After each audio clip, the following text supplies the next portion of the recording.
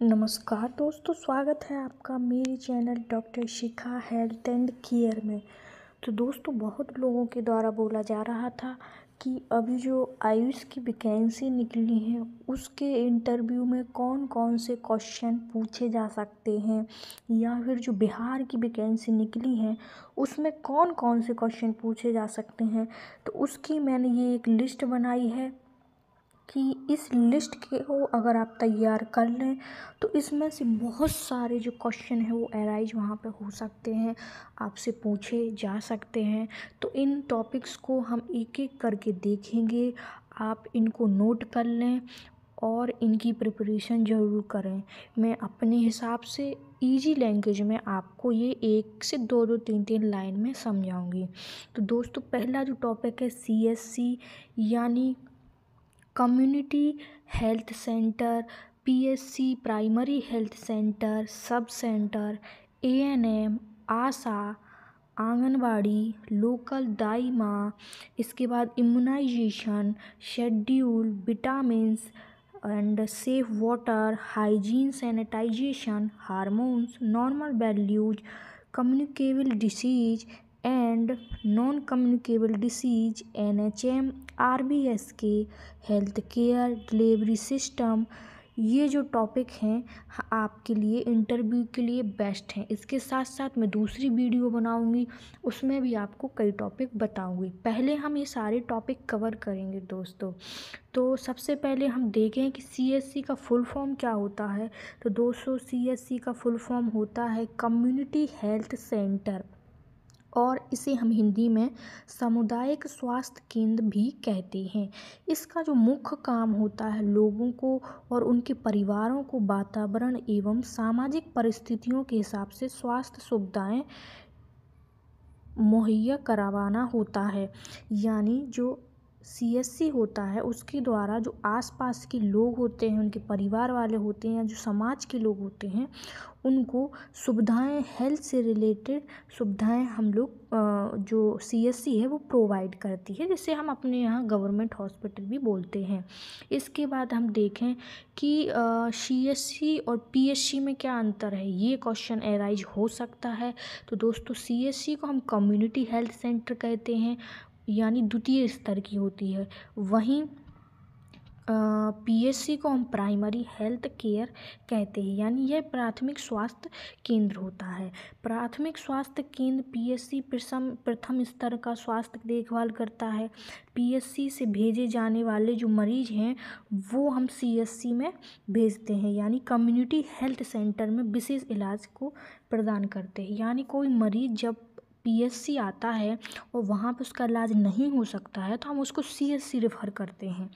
एक सामुदायिक स्वास्थ्य केंद्र यानी CSC के अंतर्गत 4 PHD यानी प्राथमिक स्वास्थ्य केंद्र होते हैं। ठीक है, तो एक CSC के अंदर 4 PSC केंद्र होते हैं। तो 4 PSC केंद्र आएंगे। PSC राज्य सरकारों के द्वारा जो होता है, जो हमारी स्टेट गवर्नमेंट है वो चलाती है। PSC जो है हमारी स्टेट गवर्नमेंट चलाती है। कहाँ? गांव वाले इलाकों में, ताकि स्वास्थ्य की देखभाल हो सके। तो जो PSC है वो गांव के स्तर पर होती है, और इसमें अगर कोई पेशेंट ज़्यादा बीमार होता है, उसको PSC में वो चीज़ें नहीं हम दे पाते हैं तो उसको CSC रेफ़र किया जाता है। जबकि एक जो प्राथमिक स्वास्थ्य केंद्र जो PSC होता है उसमें 20,000 से 30,000 आबादी वाले लोगों के लिए होता है, लेकिन जो CSC होता है वह 80 से 1,20,000 की आबादी को कवर करता है। ठीक है दोस्तों, ये आपके कुछ इसमें पॉइंट आप याद कर लें कि कौन किसके अंडर में आता है। तो ये इसके अंतर हो गए। अब हम देखें कि आगे कि जो हमारा CSC होता है दोस्तों, उसमें देखभाल देने के लिए सामान्य चिकित्सक और जनरल जो प्रैक्टिशनर और नर्स होती हैं उनका एक समूह होता है, यानी ग्रुप ऑफ पीपल्स होते हैं। जनरल प्रैक्टिशनर यानी डॉक्टर्स होते हैं और नर्सों का ग्रुप होता है, जिनके माध्यम से ये सेवाएं प्रदान की जाती हैं। जैसे कि पारिवारिक स्वास्थ्य महिला देखभाल या दांतों के लिए या सेवा, परिवार नियोजन, आंतरिक चिकित्सा, फार्मेसी, ऑप्टीमीटर, लैब टेस्टिंग आदि होती है। वहाँ पे जो होते हैं उनके लिए दांत का डॉक्टर हो गया, गायनेकोलॉजिस्ट हो गई, और आंतरिक चिकित्सा यानी लैब टेस्टिंग होती है, ऑप्टीमीटर, और जो फार्मेसी होती है। सीएससी के जरिए ऐसे सभी लोगों को स्वास्थ्य सेवाओं से लाभ किया जाता है जिनके पास प्राथमिक हेल्थ केयर की कमी हो। तो सीएससी के द्वारा उन लोगों की मदद की जाती है जिनके पास प्राइमरी हेल्थ केयर की कमी होती है। साथ ही कुछ ऐसे आर्थिक लोग यानी जो आर्थिक स्थिति से कमज़ोर लोग होते हैं उनको भी सीएससी के द्वारा लाभ दिया जाता है ताकि उन्हें बेहतर से बेहतर सुविधा हम प्रदान कर सकते हैं। सीएससी सेंटर में मौजूद जो सेवाएं होती हैं वो क्षेत्र में रहने वाले परिवार, वहाँ का जो समाज होता है, उनके ज़रूरतों के अनुसार उपलब्ध कराया जाता है।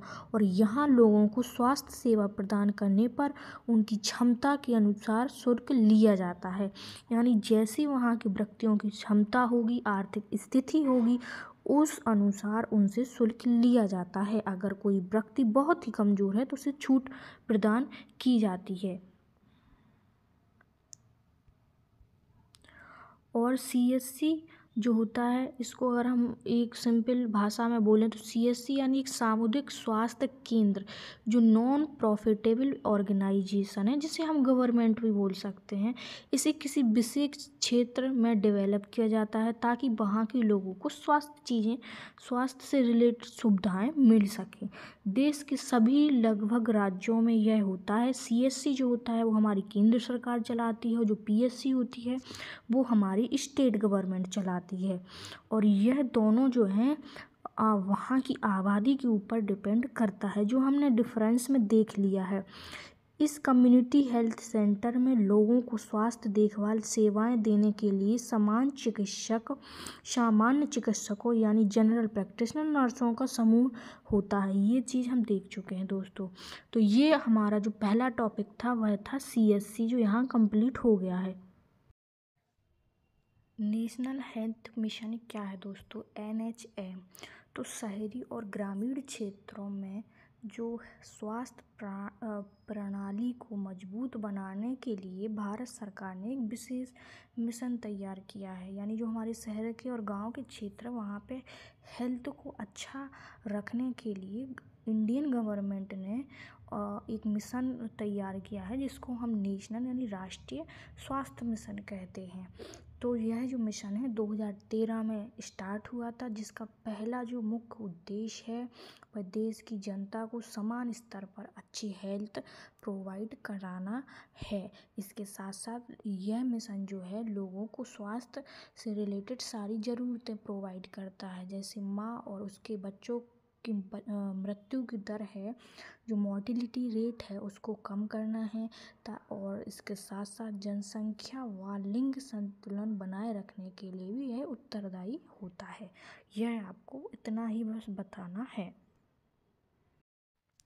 इसके बाद जो टॉपिक है दोस्तों वो है टीकाकरण यानी इम्यूनाइजेशन।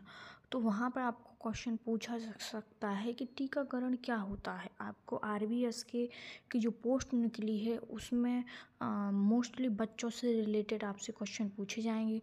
तो टीकाकरण बच्चों के शरीर में रोग प्रतिरक्षण हेतु टीके लगाए जाते हैं, जिससे कि बच्चों के जो शरीर में रोगों से लड़ने की शक्ति है वो बढ़ जाती है। तो बच्चों की बॉडी में एक टीका लगाया जाता है जिससे उनकी जो रोगों से लड़ने की जो क्षमता है वह इंक्रीज हो जाती है।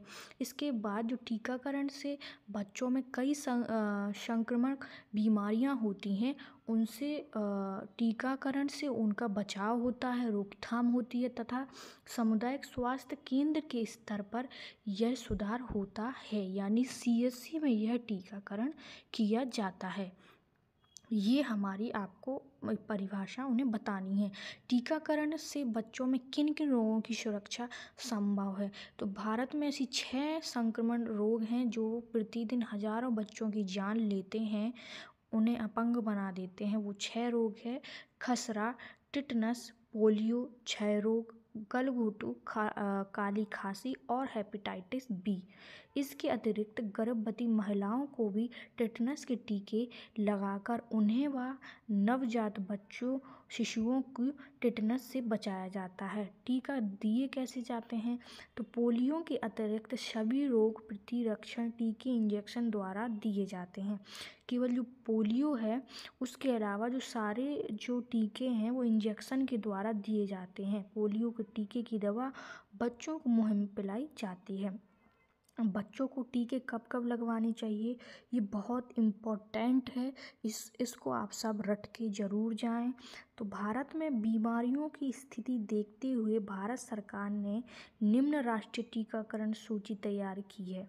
तो ये सब आप याद कर लें। तो सबसे पहले गर्भवती महिला व गर्भ में पल रहे बच्चे को टेटनस की बीमारी से बचाने के लिए गर्भ अवस्था में जितनी जल्दी हो सके टेटनस साइडस प्रथम बूस्टर टीका द्वितीय टीका 1 माह के अंतराल से। नोट: यदि पिछले 3 वर्ष में 2 टीके लगे हों तो केवल 1 ही टीका पर्याप्त है।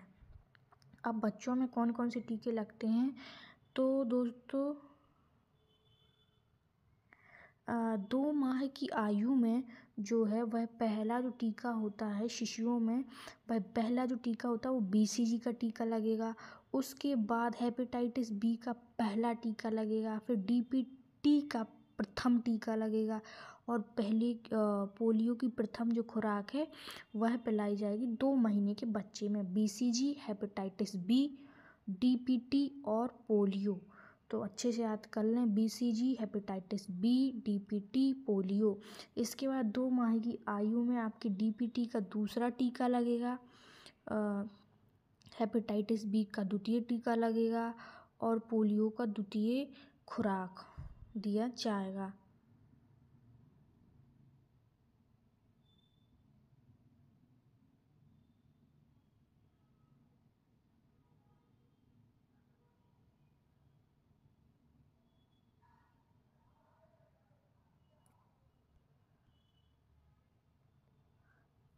इसके बाद 2 माह की आयु पर DPT का तृतीय टीका, हेपेटाइटिस बी का तृतीय टीका, पोलियो का तृतीय टीका।